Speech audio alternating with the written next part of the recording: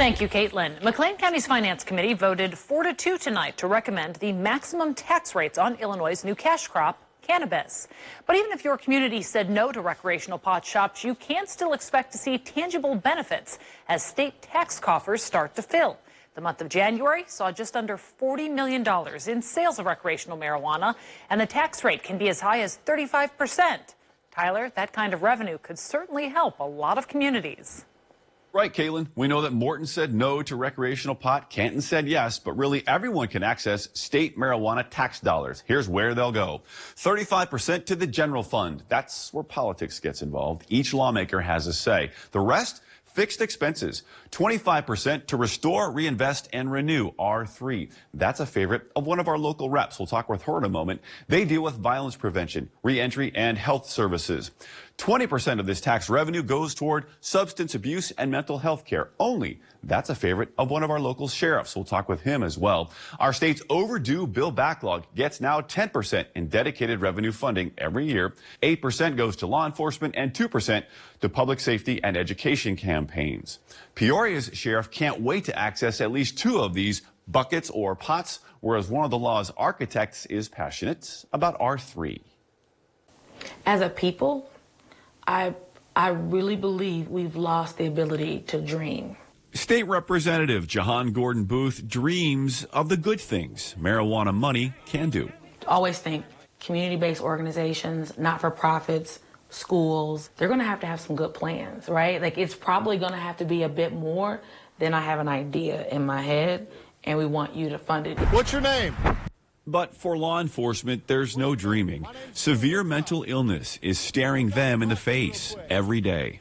Don't do it. Don't do it. It was January 11th on a bridge above Interstate 474.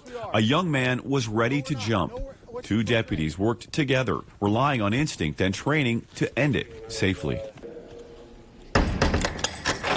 They count the inmates at the Peoria County Jail 6 times a day, always watching. More often than not, they're dealing with these kinds of difficult and dangerous motivations. You're not treating it. You're dealing with the acute symptom at the time. You're dealing with the situation. You're dealing with the crisis. It's $1.3 million of my budget. Sheriff Brian Aspel wants to do more. We're keeping people alive. Now, the sheriff estimates 80% of his inmates have some kind of a mental health illness. But he's only got medical professionals in this facility to treat those conditions about 60 hours a week. And these medicines they administer, insulin, help with drug addiction, anxiety, they're pricey. 4 times what we used to spend on drugs, on medications, especially those that deal with mental illness. Those are high-dollar meds that we have to pay for.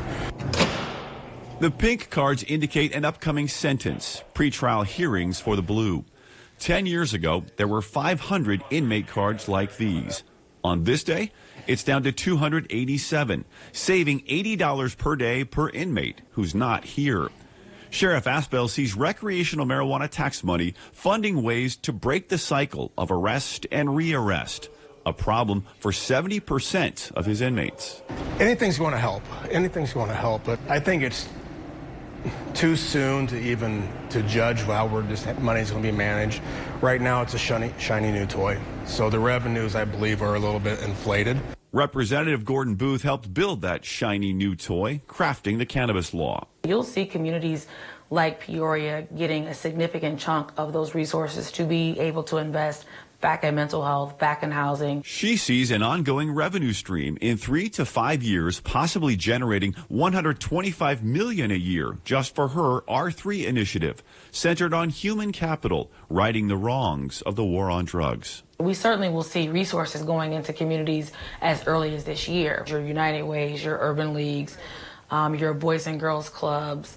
It's definitely going to help bolster. And on this point, her Republican Peoria counterpart, Representative Ryan Spain, who voted against recreational pot, agrees the tax revenues will help. And it may take us through the first quarter or the second quarter of the year to true up some of these numbers, but then I think we need to make sure that the spending of those dollars are accounted for. And everybody we talked with agreed that patience is going to be the key here. And that's why Peoria County's administrator told me he's looking at May before he even considers adding marijuana tax revenues into their budget. Caitlin. Very interesting.